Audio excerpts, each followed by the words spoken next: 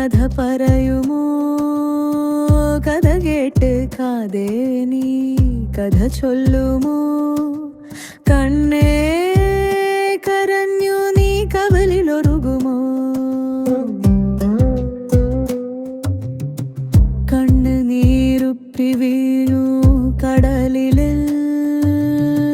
തിരകരയോട് കഥ ചൊല്ലി